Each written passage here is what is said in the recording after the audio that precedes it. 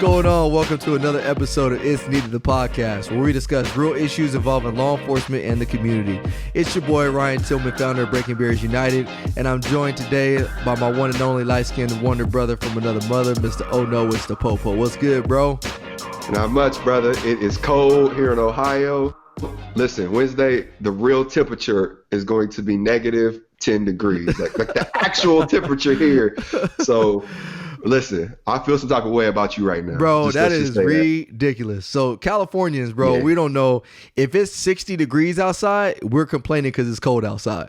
I got my chinchilla jacket on. I got some boots on. With the fur? With the fur, bro. With the fur. I'm snuggled up in my bed. Now, so this is really going to make you mad. So guess what I'm doing tomorrow? You probably don't do this anyway, but it's just the principle in it. Tomorrow, bro, I'm going golfing. In sunny, I'm not a golfer. In sunny SoCal, Southern California, bro. See, I could throw the ball further than I could hit it. So, just the mere fact though that I can go golfing in January should make you kind of upset though, bro, because it is. I can't do cold weather like that, bro. Yeah, but you know what's exciting about that is, a little birdie told me I might be coming your way soon. So, hey, you know what? I did hear a little birdie say that as well, and I actually got a little screenshot. So for all of our listeners and viewers, Mr. Oh No, it's the Popo is going to be joining me and the Savage here at the end of February. So he's actually coming to Southern California with his beautiful bride, and we're going to party up. He said he ain't never been to Disneyland before. Oh, we doing it up. We gonna record a episode of the podcast out there together, so I don't look bootleg like I normally do. I'm gonna take you to Disneyland, bro. You can order all the Woody fries and Buzz Lightyear burgers you want, bro. Oh, see, I don't even know. Okay, all right, sign me up. Oh man, no, I'm just gonna take you. How you doing, brother? Oh, how are you? I'm doing excellent, bro. I'm over here chilling. Me and the Savage. Oh, you know what's funny? So I took the Savage on his first ride along. No, actually, no, this was his second ride along. But his first ride along, if I'm not mistaken, was you in your high school, right, Billy? Yeah, he went, but it was like in some small town, bro. How was it? We had fun. Billy thought I don't know what Billy thought we were going to do, bro, but he was cracking up. I was like, man, let's go pull somebody over. And he started laughing. He was like, that's how y'all just be talking. I was like, yeah, bro, I'm going to go find somebody, pull somebody. Everybody go beat the police real quick. Yeah, that's what I do, bro. This is what I do. What's up? I was like, but first, let me eat this breakfast burrito though. So let's go park it real quick. So if you follow me on Instagram, you saw the picture that Billy took of me biting into my breakfast burrito. Oh yeah. You know what's funny about that? Every police officer I know has a ritual or a tradition that they do at the start of their shift. Oh, 100%. I need coffee. Like as soon as I get in the car, like my partner Jones already knows we going to get coffee. Like don't dispatch me. Don't ask to run an errand. Like none of that. We got to get some coffee, and then we can do what we got to do after that. But I need my coffee. Hey, straight up. So when I had a trainee in the car, my trainee always knew the first thing we do before we respond to any calls, before I talk to anybody, is I need to go get some food, and I need to go ahead and just chill for a minute. Let me get my woosah moment, and then we'll handle business. Listen to my Cops theme song a couple times. What you gonna do? Hey, Billy, make sure you edit that song into this podcast, just the Bad Boys theme, because we're gonna need that. I like it. But yeah, man, it's so true. It's so true, man. Every person needs that. Yeah, absolutely.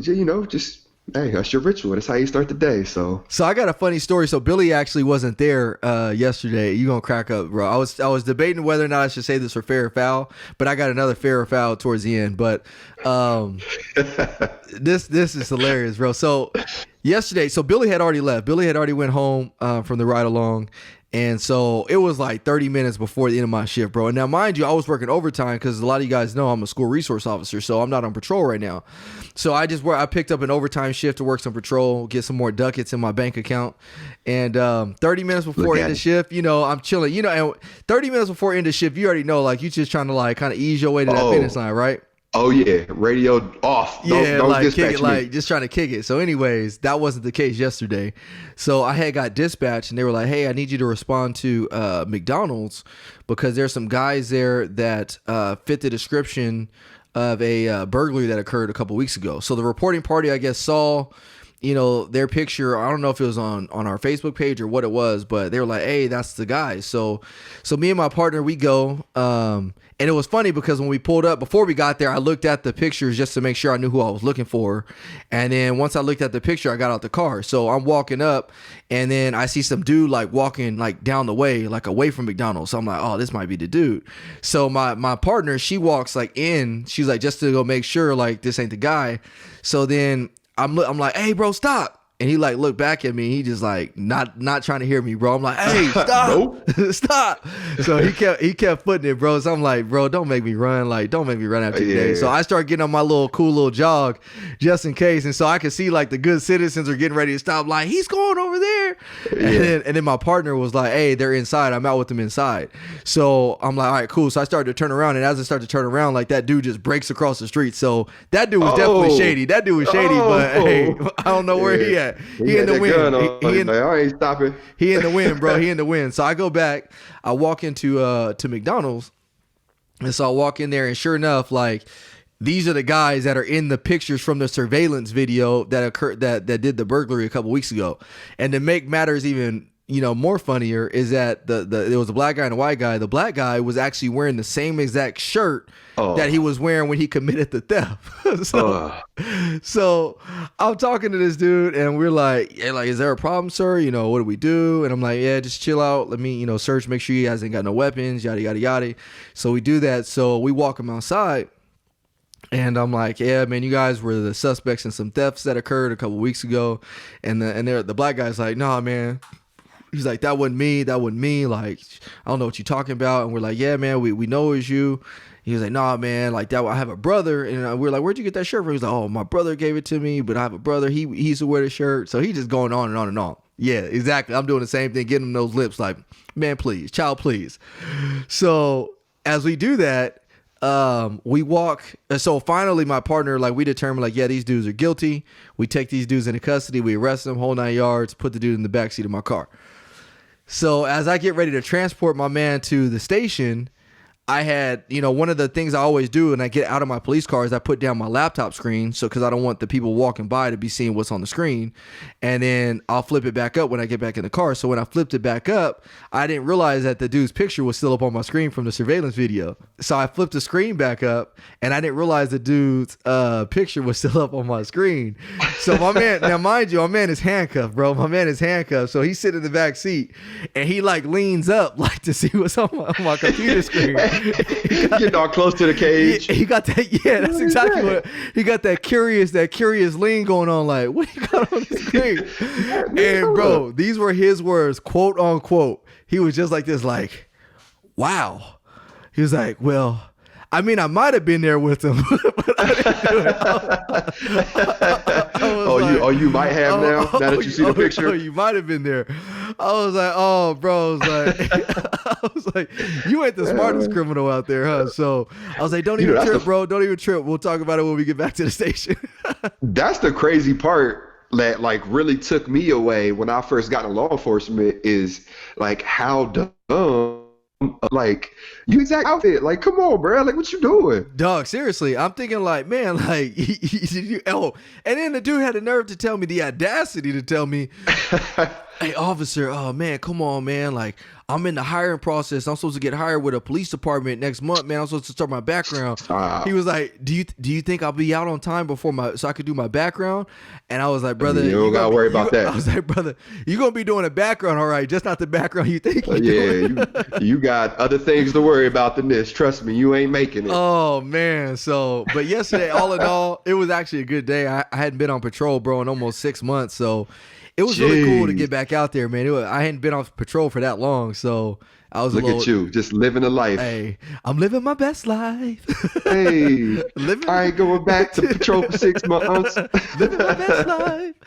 Oh, man. So that was a great story. But like I said, we had Savage in the car. Savage was ready to go chase some people down. He's been doing CrossFit, so he was just ready to get into a pursuit. Oh, so he's ready. One of those CrossFit animals. That's all my partner talks about is CrossFit. Oh, man. I think I was annoyed by it.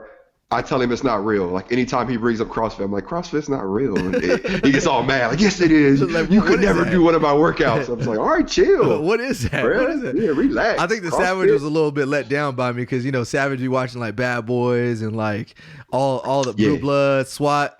And then like he gets in my car and you just hear crickets. Cricket. He's like, well, Savage, you come to Columbus, we'll make it happen. All right. He's like, this is what we doing all day? This is what we doing? Yeah. Savage, we would have chased that dude across the street. All right. Oh man, Savage was ready to go, bro. He was like, let me out. I'm like, nah, sit back in this car. Hey, they probably thought you was like live PD or something, man. You had like a little the Savage with you. Speaking of, what happened? Did you see the clip of the Oklahoma officer? Oh my goodness. Yeah, go ahead and explain that to the listeners and viewers if they don't know what we're talking about. So there's a video going around, and it's from Noble, Oklahoma, and it actually happened on December 18th, which was surprising because I thought it was like some brand new stuff, which it still is relatively new. But this sergeant in this, it's a Noble, Oklahoma Police Department, pulled this car over. This guy gave him some fake info. The officer's kind of like, I know this is fake info. Why don't you give me the real info? Somehow finds out the guy actually has an aggravated warrant or aggravated robbery warrant.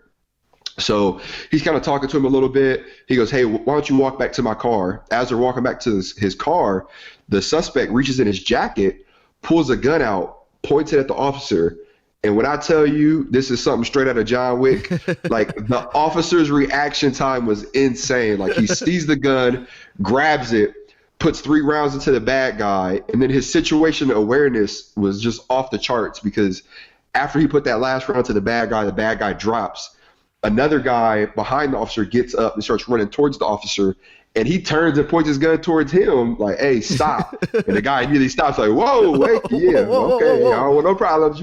I see what you do. I don't want these problems. But, I mean, the video is insane. Like, if you haven't seen it, it's trending right now because it was on, I think ABC News had put it out. ABC World News had put it out. Gotcha. And I saw it too. And straight up, I was thinking like, man, this dude looked like a movie scene.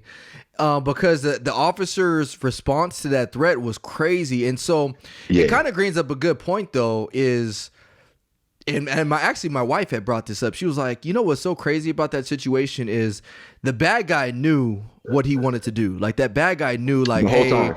I'm about to try to shoot this officer. And so the officer doesn't know that.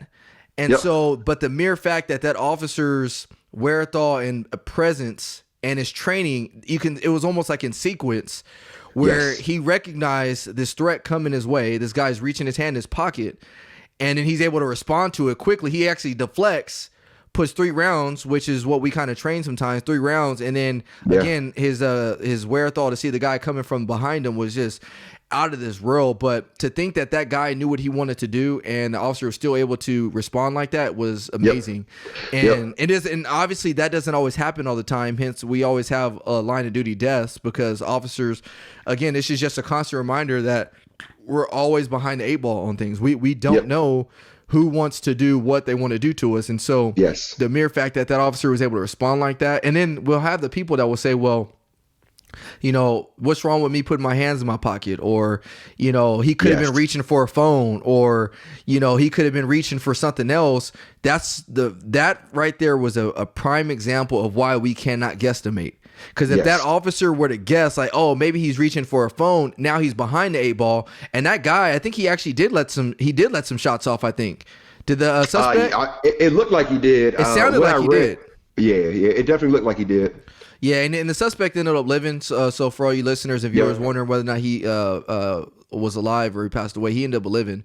But, that's why we can't guesstimate to whether or not, okay, is he reaching for a phone? Is he reaching for something else? Like, because if that officer would have just at any time guesstimated to whether or not he was pulling out something other than a gun, he would be dead right now probably. Yeah, and that video just goes to show how quick our day can change like that, like in a snap of a finger. Like our day could go from your normal, hey, I'm starting my shift, I need coffee, to I'm in a shootout, I'm fighting for my life. And it's just, that video goes to show you right there. And also too, one of the things I guess so transferring from being a patrol officer to a school resource officer, it's like a vast like the job is way different. I love it. I mean, I think it's probably one of the hidden gems to our job. Unfortunately, sometimes a lot of officers are turned off by the school resource officer position because they got to deal with kids, and I love it. I love working with teenagers and stuff, but it's so weird. Like, so when I worked patrol, I think my mindset constantly is like, okay, on a traffic stop, is somebody going to try to blindside me? Are they going to try to pull a weapon out? What am I going to do? If I'm on this side of the car, what am I going to do if I'm on this, if they present this threat? As a school resource officer, though, now, what I'm always replaying in my mind is, what if somebody comes in my front office with a gun and starts letting rounds off? Or what if I'm on this side of the campus and I start hearing shooting? Where am I going to run to? Where am I going to find cover at? Am I going to go run in my car to try to get my rifle, or am I going to go take on this threat just with my handgun? So those are things that I have to start thinking about. And so as officers, we have to start playing situations in our head, so that way when that situation does occur, we're not behind the 8 ball. So if you're not a police officer listening to this podcast right now, you guys can do the same thing yourself, because I think one of the main reasons that officer had success in that situation we're talking about right now is because he had already envisioned something like this happening before it actually happened. And there's statistics that show this specifically, that if you kind of replay or you kind of go over scenarios in your head before they actually happen, you're going to respond better than if you don't do it. Because if you don't do that and it happens, then your body's automatically going to go into a fight or flight mode, and most likely it's going to go into a flight mode because you're not prepared for that. And so, being at the school, man, that's what I'm constantly doing now, because I don't want to be that officer that has to go before parents and say, I'm sorry, I couldn't save your child. Exactly. You know what I mean? I don't want to be that officer that says, hey, I'm sorry, I ran in my car while your kids were in there getting shot. So I have to replay that. Like, in my mind, I have to already know, like, hey, this is game time. I've already prepared for it. Let's go. It's go time. Let's go get that threat. Yeah, the ironic part about you bringing that up is I was at church this morning, and the church that I go to just opened a brand new campus, and it's this huge, beautiful building. So we walk into the sanctuary, and we kind of sit in the middle. And I'm looking around, and that was the first thing I thought, like, okay, if someone comes in here and starts shooting, like, what am I going to do? Like, all right, I'm going to get my wife over this way. I'm going to go this, do this. And that's the world we live in. That is the world we live in. If you're in an area where a lot of people are, you have to think that way. Okay, where are the exits? What's my game plan if something happens? Especially if you're a police officer, because people might notice you. People might recognize you, especially if you're on social media like we are. Exactly. Oh, that's another one. But it's not paranoia, and a lot of times people might get it often confused with paranoia. It's not paranoia. It's just being prepared. Yeah, athletes do it, and I think I was already doing this before I became a police officer, but athletes do it all the time. I mean, transitioning, if you look at Tom Brady, the GOAT, and I can officially say that man is the GOAT. Cheat codes. Yeah, cheat codes, bro. Whether or not I'm a Tom Brady or New England fan, because I'm really not. I like Tom Brady. I like who he is as a human, because the dude's story is phenomenal. I mean, the guys that he got drafted with in that draft are nowhere to be found. And I knew 2 of the names from his draft class, but they ended up being trash as well. And he is the greatest all time. And the reason I bring him up, though, is because Tom Brady sees things before they actually occur. Prime example, if you look at the last game when they played KC, and KC was hype, man. KC, you look around the stadium, Patrick Mahomes, they like, oh, man, this is it. Like, KC marched down, scored that last touchdown. This going into overtime, and they're like, oh, it's our game. Meanwhile, the camera flashes on Tom Brady, and my man is sitting on the bench with his hands in his pocket like, ain't nothing going on, like chilling. Like chilling. Like the meme that says, hold my drink. I already paid the refs, dog. I don't hold my drink. Somebody hold my drink. That's how he looked, bro. Mike, my man was straight kicking it. And straight up, man, he went out there in overtime, don't even allow the KC Chiefs to get the ball back. And he was out there just picking them apart, bro. And so the reason I bring that up is Tom Brady has been to the Super Bowl so many times. He's been in situations like this so many times that he's mentally prepared for it. So when he's actually out there doing it, he's already done it in his mind. So now it's just a matter of doing it in real life. It's expectation at this point. Exactly. So for police officers, in a sense, it's the same exact thing. Is if I go over scenarios over and over and over and over again in my head, in a sense, I've already been there because I've thought about this occurring, as opposed to the officer that's never thought about it and kind of got caught off guard because we got, complacent. And that's why they say complacency kills. Yes. You know who did not do that was Adrian Bronner. He did not go through what was going to happen in that fight, and Pacquiao put them hands on him. So Pacquiao put those paws on Adrian Bronner. Yes. AB, if you're listening, change your game plan up. You got to envision winning next time, all right? No, the worst part about it, though, and I know we get off topic, but this is hilarious. If you guys out there, go Google or YouTube Adrian Bronner's his speech after the fight. Like, my man was so hot. Like, no, he didn't beat me. See, here goes the system again. He didn't beat me. And then he tried to tell the announcer, like, I bet you one thing with me, you were to go 7 rounds, I'm gonna beat you. And you know what's like, funny? What? I gotta give it to the announcer, because the announcer was like, well, that's irrelevant, but okay, I guess this interview's done. Like, come on, man, you already got beat up once. Like, no, that's the greatest thing you got. That's the best comeback you got, man. For getting lost, taking that was hilarious. Oh, when he grabbed the microphone and said, I won. Everybody knows I won. Like, you could have heard a pin drop. People were like, huh? Bro. Like, what are you talking about right now? It was a crazy week in sports. And then you have the no call in the Rams game. Hey, them refs, man. Hey, them refs might be making some money on the side. Oh, man. That was a terrible, terrible, terrible no call. And this is as a former football player, former cornerback. That was a terrible no call. But I will say this, and I actually heard this. Shout out again to the Secret to Success podcast, because I heard it on their last episode. What I didn't realize in that situation was, if you think about it, they had that no call. So the Saints had that no call, but they still had the opportunity after that two more times to score. Yeah. Yep. And they didn't. And then they had the opportunity in overtime, which tells me that they were so focused and fixated on that no call by the referee that they stopped to prepare and stopped to game plan to finish the game off. Right. And so I was like, and the reason I thought that was a good point they brought up, because if you compare that to life, how many times in life has something happened that threw you off your game plan, that threw you off of something, and we're so fixated by whatever it is that threw us off that we can no longer focus to accomplish that task. Yep. And so that was a great learning lesson for me, a great life point, is that if anything ever gets you down, don't fixate and focus on it, because if you fixate and focus on that thing that got you down, then you're going to miss the success that you could happen right after that.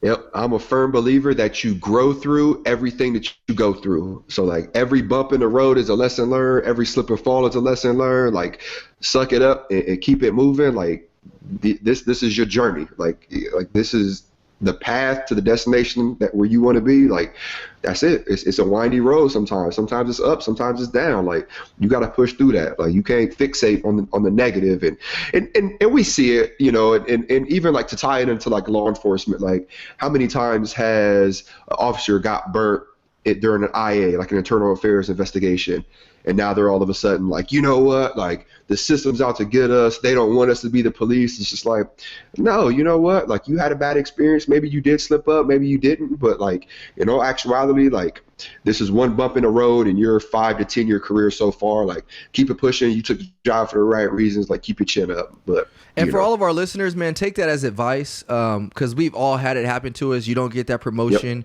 You don't get that special assignment. You don't get this. You don't get that. And we have a tendency to get down and out and say, man, this system is jacked up. This is that. This is that. And it doesn't have to just be law enforcement. It could be a job, anything in general. Make sure that you don't ponder on that negative thing. Just you say, okay, you know what, I'm gonna keep pushing, because you never know, that negative thing might be a way. It might be testing your character to see how you're gonna respond for the future when you actually need to, be more strong and have a stronger will to accomplish something. And I know we have a lot of our listeners of this podcast are currently in the process of getting hired with departments, and a lot of you guys have faced that defeat when you guys get that letter in the mail saying you've been withdrawn from the process, or you're no longer continuing the process. We've all received it. I received it. AJ's received it. Don't ponder on that discouragement. What I need you guys to do is look at it, evaluate, okay, you know what, I got disqualified. See if you can find out why you got disqualified, but don't dwell on the disqualification. push forward and already just start preparing yourself for that department that is going to hire you. Because once they hire you, now it's game time, and you don't want to start preparing for the game when the game is already here. You want to prepare for the game before the game gets there. So, take that advice. Look at that situation between the Saints and the Rams as a learning situation. Don't dwell on it like the Saints did, because they dwelled on that no call for far too long, and look what happened. The Rams ends up taking it home. And so, I'm a little bit happy though, because even though I am a Niner fan, LA still in the championship this year. So, we go. We all good. So, before we transition really quickly to our topic, I know we kind of got long-winded. I do want to thank all of our followers on IG that participated in our Instagram live. We actually had a really good following with that.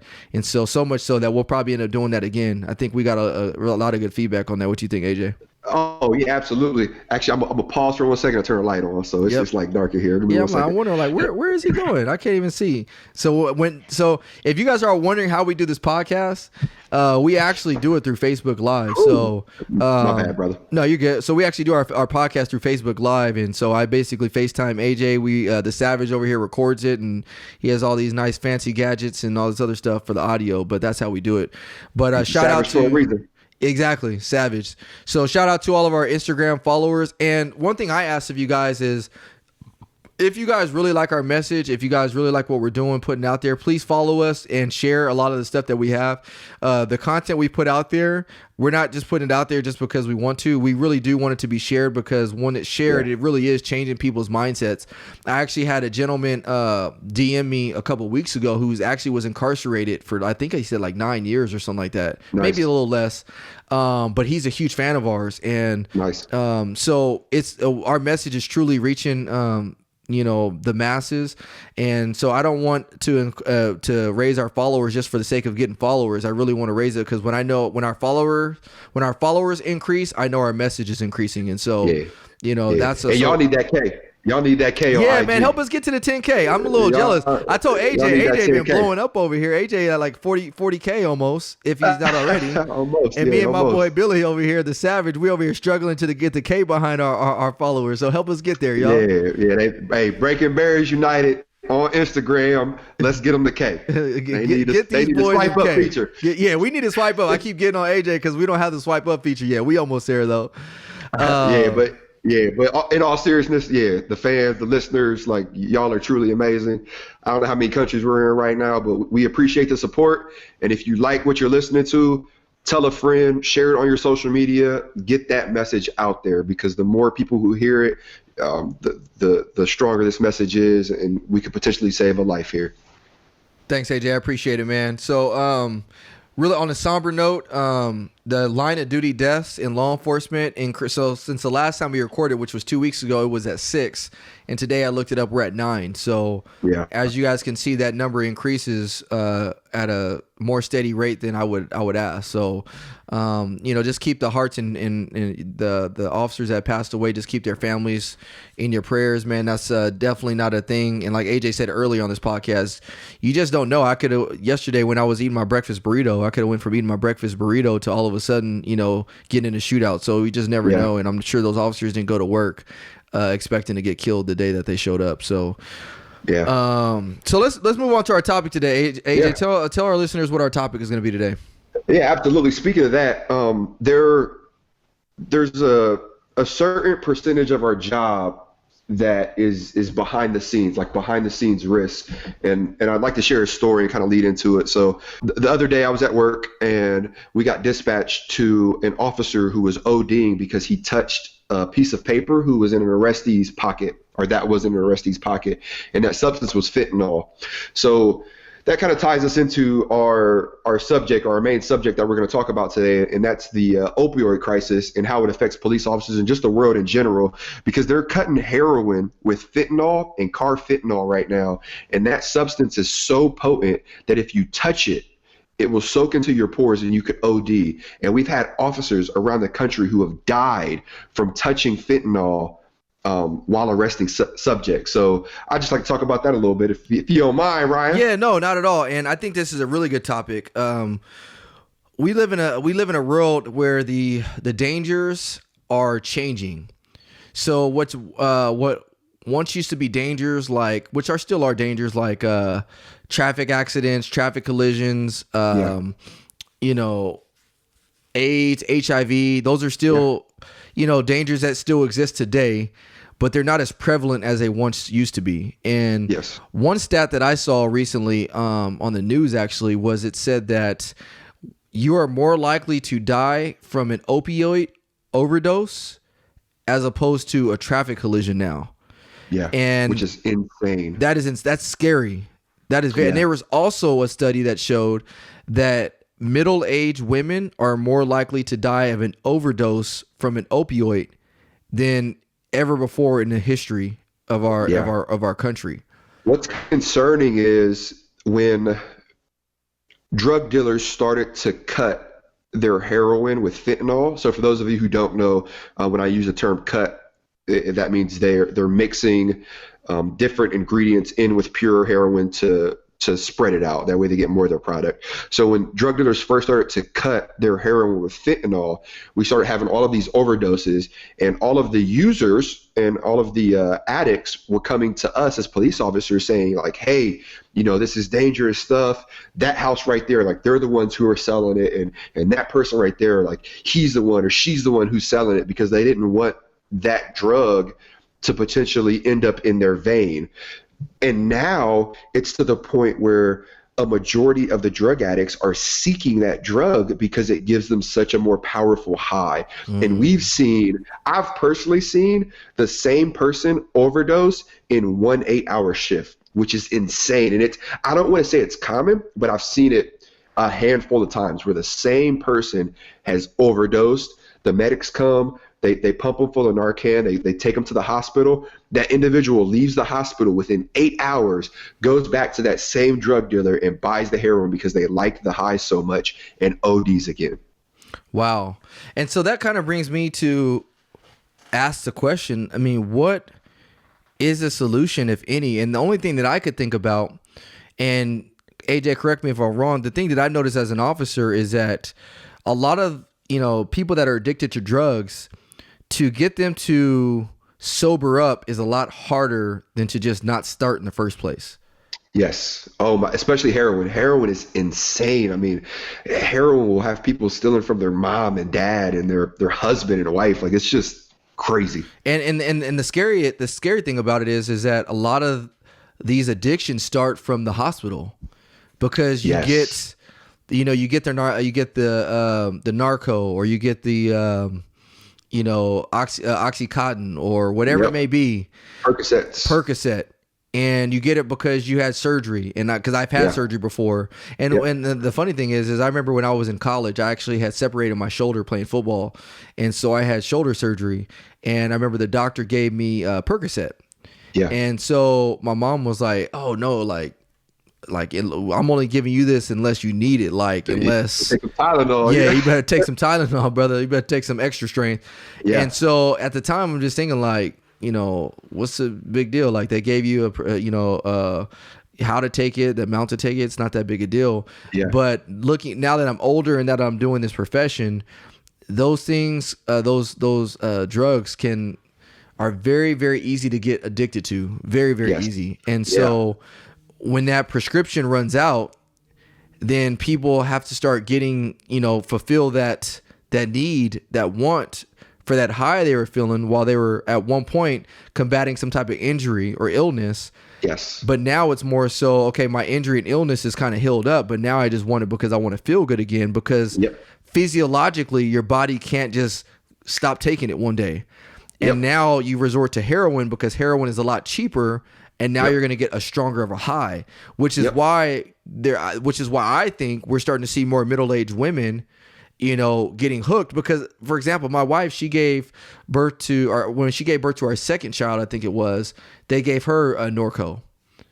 And, you know, so if my wife is taking Norco because she had a cesarean section delivery, then, you know, now I can see how women can start getting hooked, and they don't even realize it. And so I think that goes back to the education early on. And we have to be able to take a stand and not just think that the doctors can fix everything. Yeah, I was watching a documentary a couple nights ago, and it said 60 to 70% of heroin addicts started using pills.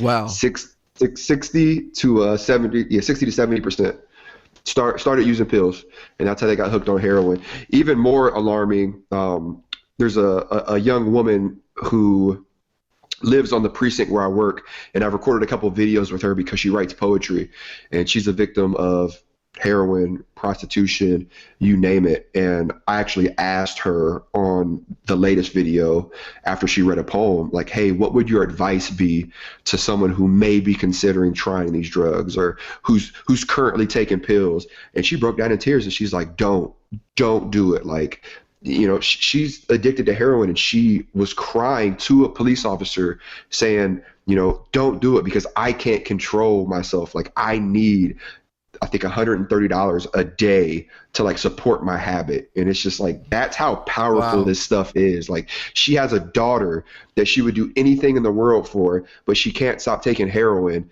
because she's so addicted to it, and she can't see her daughter because of that. So this next statement I'm going to say is probably going to be a little controversial, but hey, it's Yeah. needed. You like Yeah, that? Like how I did that? I like it. Like I like how I it. did that? I like it. Well placed. So people always, talk about how many people that police officers kill in the line of duty.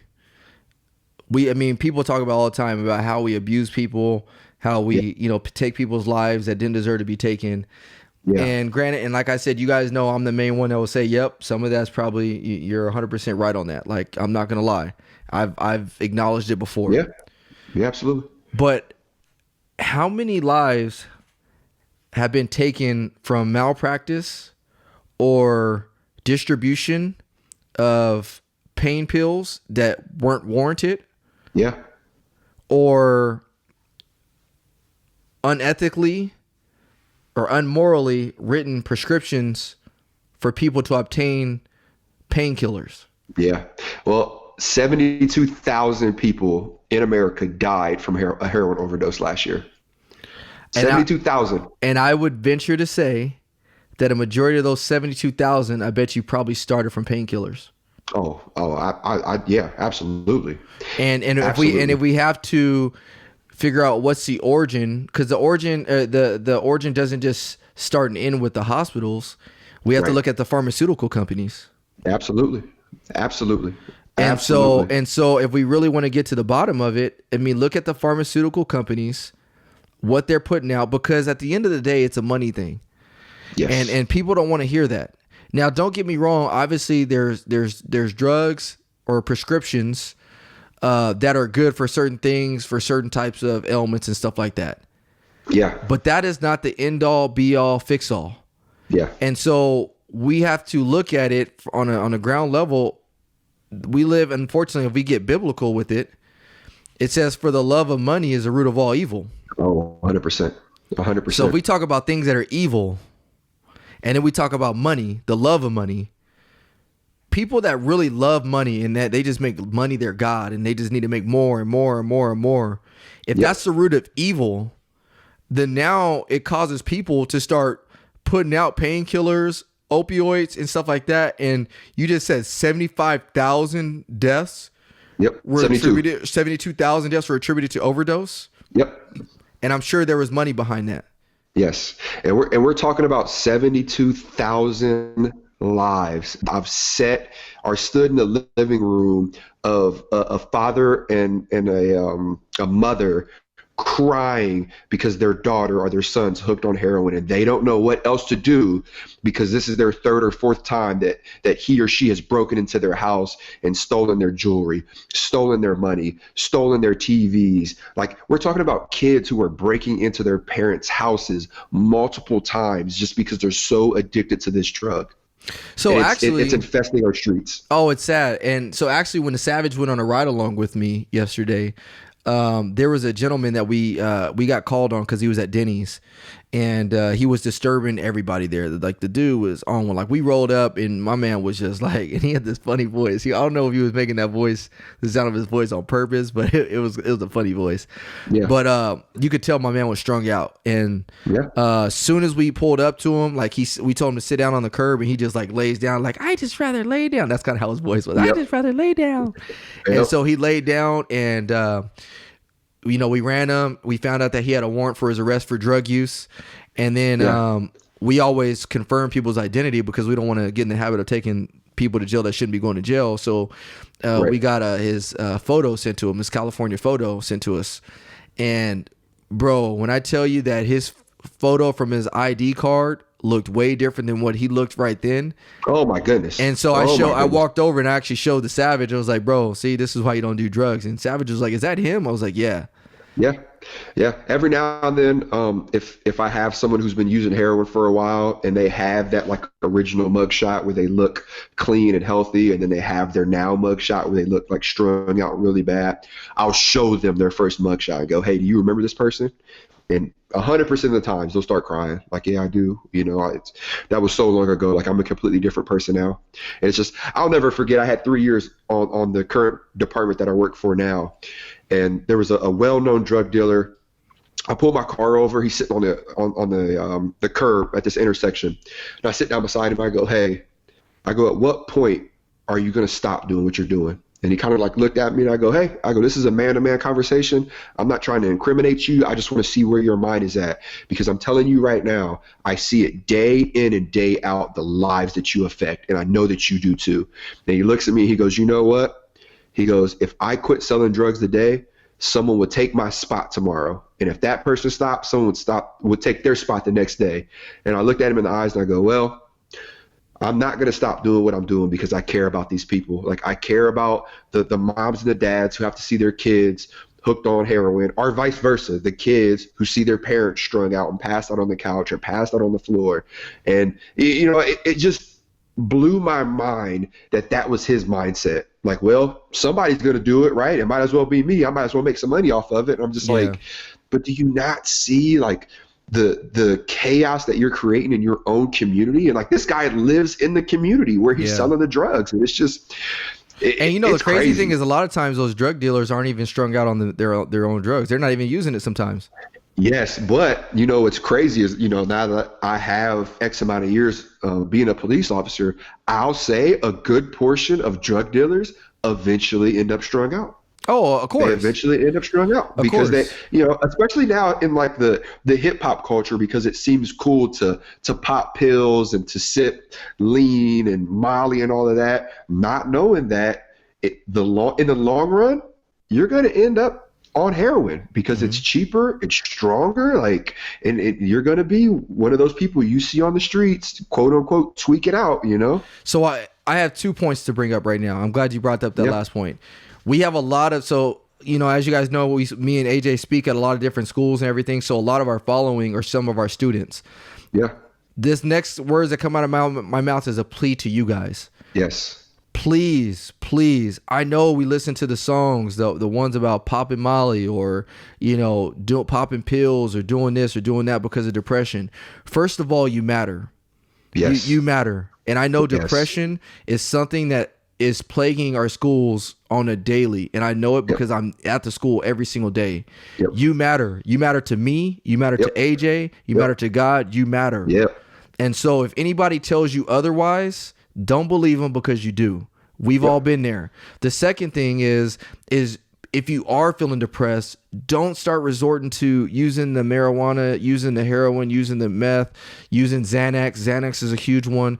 Don't do that. I know you feel like it gives you an escape, but there's other ways to find escapes, because I know that, like AJ just said, if you keep doing this, you're going to end up dead one day.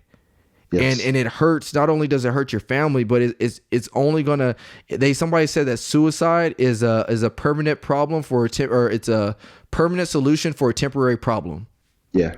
So your problem today is only temporary. It will pass. And so my plea to our listeners that are in our high schools and in our middle schools right now, you guys matter. I care about you. AJ cares about you. If you need help, reach out to us on our DM and we'll help you out. Oh, for sure.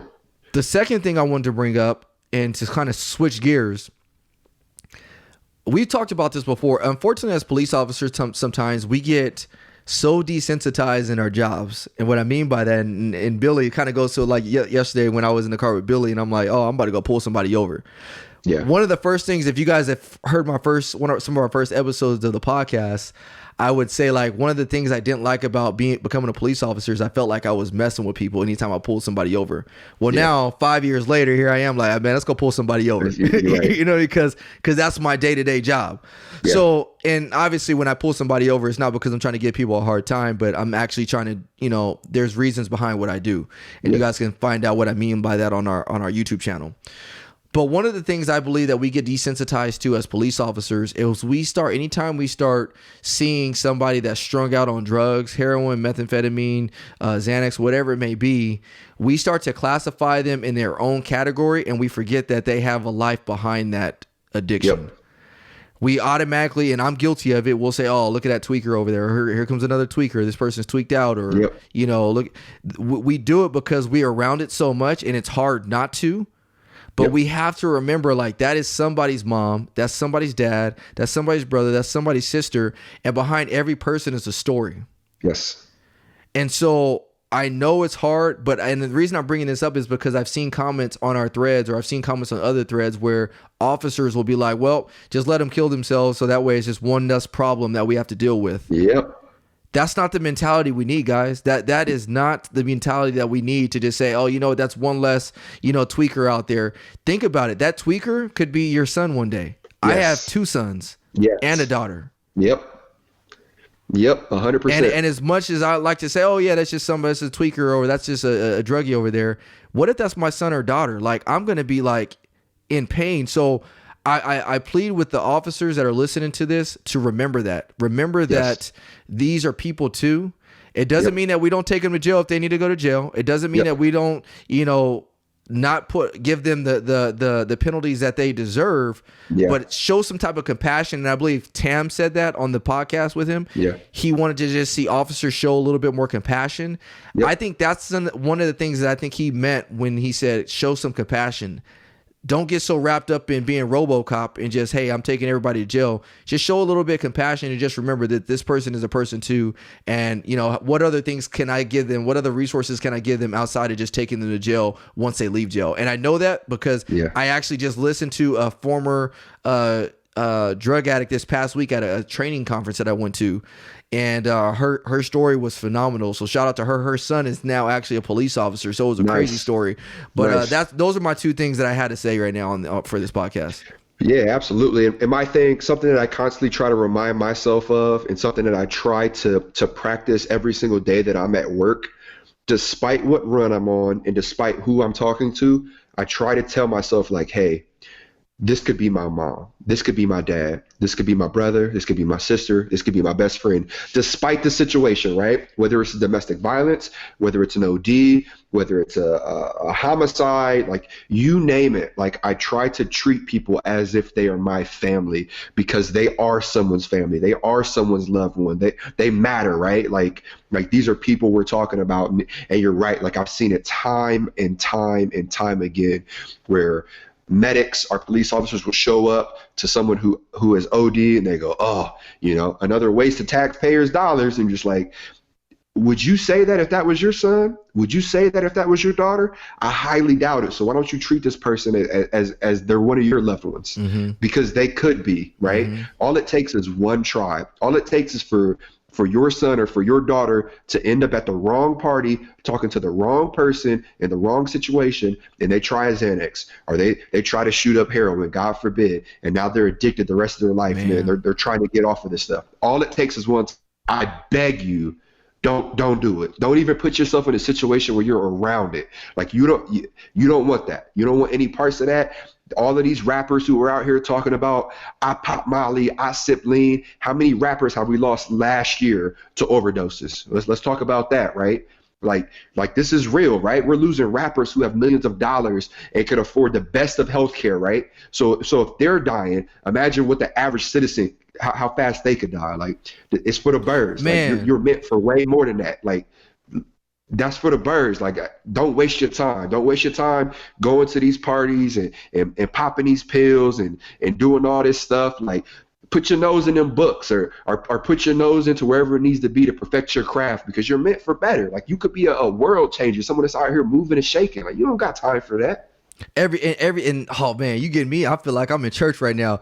Listen, man, I'm serious, hey. man. Like every single one of us, there's a book that I've read. It's called Called to Create. Yeah. Every single individual out there, no matter who you are, no matter what situation you're in right now, every single one of us was called for a purpose. Yep. And you're not going to ever be able to discover what your purpose is until you rid yourself of the externals, which are the drugs, the alcohol, the things like that, and really dive down deep, do some self-reflecting to see, what am I called? What am I put on this earth to do? Am I going to be like Martin Luther King? Am I going to be like a Steve Jobs? Am I going to be like a Walt Disney? What am I on this earth to do? Am I on this earth to bring people happiness? The thing that kills me, and it was brought up on, again, Secret to Success podcast. I'm giving them shout outs, man. Y'all better shout me out.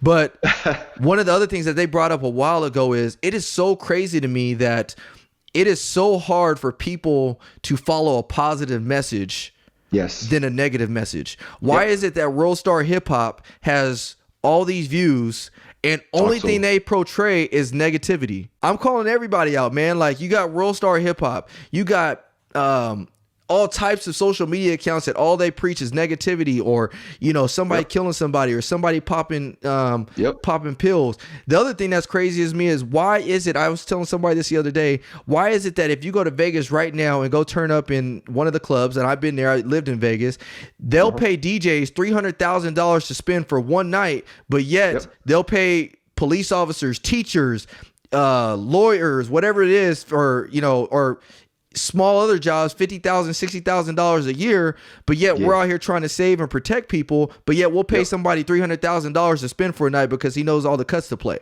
My point is that our priorities as a country are so bent out of shape that we need the younger community to start looking and saying, you know what, like I said, I'm called to this earth for a purpose. I need to put these drugs down. These drugs are not going to give me, they may give me some temporary fulfillment, but that temporary fulfillment is only temporary. That's why it's temporary. Yep. And the crazy part about that is so when you start to take drugs for a high, you need that drug for that high. But when you live your life to get high, right? Like, when you live your life for like natural highs, right? Like, I'm doing good, I'm pouring into other people, my spiritual life is good. You wake up naturally high. Like, you don't have to chase a drug or put a needle in your vein to get high. Like, you wake up, and when you help someone, that's your high. And guess how much that costs? It's free. Zero. It's free, right? Like your body can naturally produce whatever it is in your body that gets produced when you stick that needle in your vein, right? Like, your body can produce that same high by going out and helping somebody or going out and doing something good. But for some reason, people don't want you to know about that. So I'm telling you right now, like, go out and try to do some good in this world. Like, I'm telling you, you'll feel good and you'll feel fulfilled, right? Like because you're pouring into other people, so you won't need to chase that high, because that will become your new high. Wow. Man, where are we at on time, Billy? So we have 55 minutes. Hey, man, this episode right here, I mean, I love every single episode that we do. Who's it brought to you by? Breaking Barriers United. It's funny you should ask. This podcast is being brought to you by Breaking Barriers United, guys. Me and AJ and the rest of the team are doing some fun work, and we are changing the world one person at a time. Sounds cliche, but it's the truth. So please stick with us. Speaking of the work we are doing. Great transition. You know what? So I'm about to drop some knowledge on you guys. I know we have so many fans across the world, and I can't say the world, but we have I'm going to officially announce it on this podcast, and you guys will see more subsequent social media posts. But we're holding the first It's Needed Conference coming to you guys August 1st, right here in one and only Southern California. Now, this is going to be where educators, police officers, city government, you name it, this is where we all are going to meet together. It's going to be a huge conference to talk about a lot of the issues like the one we're talking about today, drug use. We'll be talking about social media, a lot of the topics that AJ and I discuss, and your boy, Mr. Oh No It's the Popo, is going to be the one and only host of the event. Let's go. And the Savage will be there. So you guys will have more information about this coming soon. I believe at the beginning or mid part of February or late February, early March, we'll start selling tickets. We do have a couple of keynote speakers. One of them you guys all know, who is a great mentor of mine. If you're in law enforcement, his name is Gordon Graham, founder of Lexi Paul. He will be opening it up as a keynote presenter Big that name. day. The second keynote presenter, I can't tell y'all the name yet. So I'm going to give y'all a little teaser. I'll give y'all a little hint. If you guys go look up number one motivational speaker in the world, his name will probably come up. And yes, a couple times. I have I just signed a contract yesterday to get him out here. So we are good to go. Once it's all finalized and stuff, I'll make an announcement, but he will be the keynote presenter for the afternoon. So guys and gals, this is a conference that you do not want to miss. I'm telling you, no matter where you're at, no matter where you're coming from, this is a conference that you're going to want to be at. All the people that are doing things to change the world right now will be at this conference. Yes, I promise you. Listen, I promise when you. them tickets go on sale, y'all need to jump on this. You do not want to miss this. Trust me when I say this. This is the beginning of something great, and you want to be there to witness it and be a part of it. We have so many people that want to be a part of what me and AJ are doing. So this is going to be your opportunity. Just come, soak it in, get some nuggets to take back to wherever you're at. But we're also going to be doing some things to grow our organization. So I'm glad you brought that up, AJ. One thing that we've been getting hit up for a lot by a lot of our listeners and viewers is tattoo policies. So everybody keeps asking me, hey, what's the tattoo policy for getting hired? Yeah. Guys, I think we've said this before. Honestly, every department has a different tattoo policy. Yeah. There are some agencies they allow you to wear or have or show them. Some agencies don't. Yeah. My best advice is if you don't have tattoos right now, then great. If you do have tattoos, then just hopefully they're not on your hands or anywhere that's visible on your face, neck. Your neck. If they no are gang affiliated tattoos. Exactly. If they are, get it removed, get them covered up. Because that's one thing that will probably get you disqualified. So any visible tattoos, and like AJ just said, if you have gang tattoos, things like that, those are things that you're going to want to remove. And if it is a gang tattoo, you better be able to explain why you have it on in the first place. Yeah. And you better have a decent explanation of why you had it, because that could definitely get you disqualified. So even if you got the gang tattoo removed, it could still be grounds for disqualification if you can't explain why you had that. So that's just my little 2 cents on tattoos. You got anything else, AJ, before we move into fair or foul? No, you nailed it, brother. All right, so this is a funny fair or foul. It's kind of dated, and I didn't think about whether or not this was fair or foul until after the fact. It's hilarious, though, and this is I'm putting some of my teammates on blast from BBU. Uh-oh. So this past December, we actually had our first company Christmas party. It was legit, and I wish AJ was going to be able to make it, but he couldn't make it. So we had our first company Christmas party, and so when I told everybody that the place that we were going to be hosting it as is this place called Panda Inn. So Panda Inn is bomb. Like I don't know if y'all have Panda Inn. And he already laughing. I wish they could have seen my face when you said Panda Inn. Oh yeah. So check this out. Yeah, your face is probably the same face that the rest of my team had. So I gave everybody directions to Panda Inn, and so like they get there, and mind you, Panda Inn, like when you get there, is nice, bro. It's like it looks like a really nice restaurant, bro. Like rooms and everything, plates are bomb and everything. So then my team starts showing up, and they got that look in their face. They just like looking around, like, wow, like this is nice. So one of my teammates, and I'm gonna call you out, Val. No, not even that. So Val, one of my team is like Val's like one of my right hand guys. He goes all my presentations with me. Val was like, dang, Ryan, this is nice, man. I thought you meant the Panda Express is where you was taking us. And so he wasn't the only one that thought like that too, because some other teams said the same thing. They were like, yeah, I thought you meant like the Panda Express. I'm like, so y'all had the audacity to think that I was just going to take y'all to the Panda Express. Like, hey, y'all eat whatever y'all want. Y'all fill y'all plates up, get that orange chicken and chow mein. They do have good orange chicken. Bro, they got good orange chicken. So is it fair or foul that my team thought that I was just going to send them to some type of fast food restaurant for the company? That's the a company rough party. Is it fair or foul, one. bro? Because I'm like, y'all dog me out. Like, and then to make matters worse, Val, again, I'm calling you out, Val. I love you though. When we're getting ready for this Is Needed conference, I'm like, hey man, we can hold it at this convention center out here in Ontario.